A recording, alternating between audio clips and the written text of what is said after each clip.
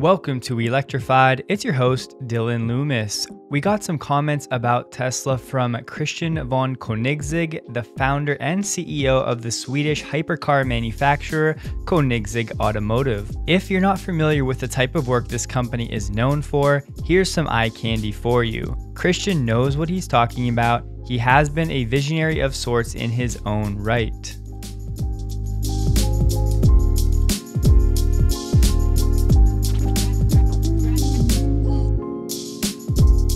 Alright, so let's have a listen to what he had to say about Tesla. It is in German, so you'll have to watch the subtitles. Att förändra sig. Ja. Men Tesla ville ju göra det här, så du drivs ju vad du vill göra. Jag skulle säga men Tesla de drivs ju... Och det verkar också vara en grej inom bilindustrin. Man benchmarkar mot Tesla idag. Ja.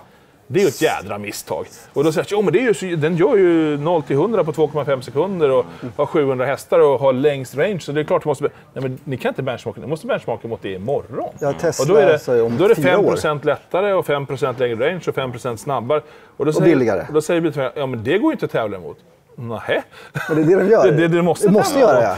Ja, men det är ju jättejobbigt. Ja. Vad spelar det för roll? Tror du de andra kommer komma ikapp Tesla och tror du Tesla klarar det? Alltså det jag precis lite grann sa då är att inte på deras egna game. För de kommer, men nu har vi gjort samma sak, men då är de redan där. Så gör man samma sak, då är de redan där. Och så laddsystemet och hela infrastrukturen. Så de kommer inte kunna slå dem på det. Men till exempel så kanske någon... Jag vet inte, någon minivans eller bussar kanske eller jag vet inte, någonting som de inte gör.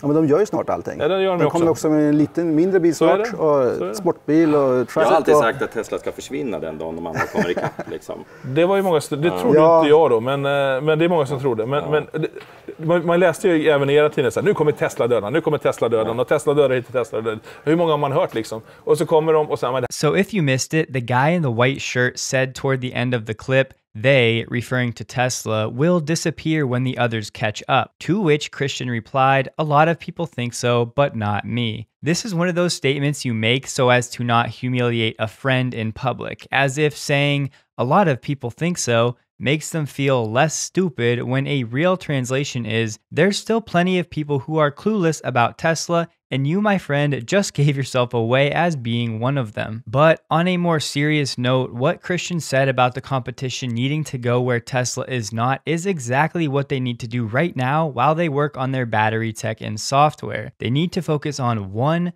good EV instead of saying they're going to have 21 by 2025. And the point that competition is benchmarking to today's Tesla is obviously a mistake. It's actually laughable because some companies are truly benchmarking against a 2012 Tesla, so that tells us all we really need to know. But moving into some news, Tesla is getting into the Israeli energy storage market. They had registered a subsidiary under the name Tesla Motors Israel about a year ago, and it seems as though the work has begun. Tesla is in talks with private companies to supply megapacks and supply centers for electricity producers, including Dalia Energy. I don't want to go into the weeds on this right now, but I'd really like to know the reasoning at Tesla for entering certain energy markets before others. I know South Australia was having a lot of issues, and perhaps that's the case in Israel to some degree, but selfishly, it would be nice to see some more Tesla energy expansion in the US as a means of local job creation and spreading more awareness. And look, I know Tesla has their reasons, and I am not challenging them by any stretch. I'm really just curious. But let me know how you guys feel about this. If you ever wanted to hear and see the sights of a Tesla motor in action, here you go.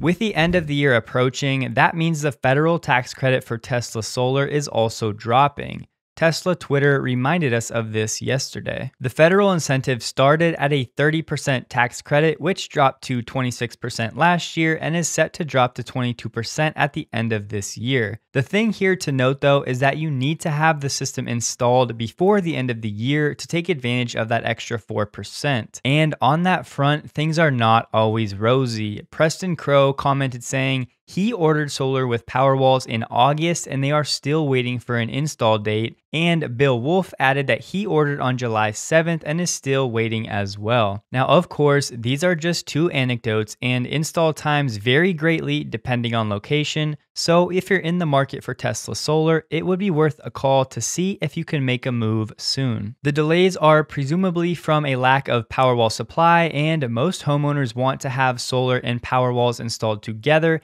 as there are discounts for installing both at the same time. Moving to the Tesla vehicle front, they just released another Model Y wheel and tire package for those of us where snow in the winter is a reality. About a week ago, they launched a 19-inch Gemini wheel and winter tire package, and now they have a Model Y 20-inch induction wheel and tire package. And correct me if I'm wrong here, but there are certainly some cheaper and better performing winter tires you can get instead of purchasing either of these packages through Tesla. In the winter, it's typically also better to roll with smaller wheels when feasible. But if money is no object and you want to support Tesla, you now have some winter options. And to wrap up today's episode, bringing things full circle, if you remember at the beginning when Christian said Tesla's competitors should be creating vehicles in spaces where Tesla is not yet competing, Ford is apparently looking to do just that with their new e-Transit van. It's supposed to start under $45,000, but it won't enter production until 2022. It will have a battery pack with 67 kilowatt hours of usable capacity and get about 126 miles of range. So they seem to be onto a better strategy here with a commercial van, but it seems so underwhelming even in the commercial space. But I guess only time will tell. But that's gonna do it for today, guys. Please take a moment to like the video if you did. Consider subscribing for more Tesla content, and I look forward to seeing you in the next episode.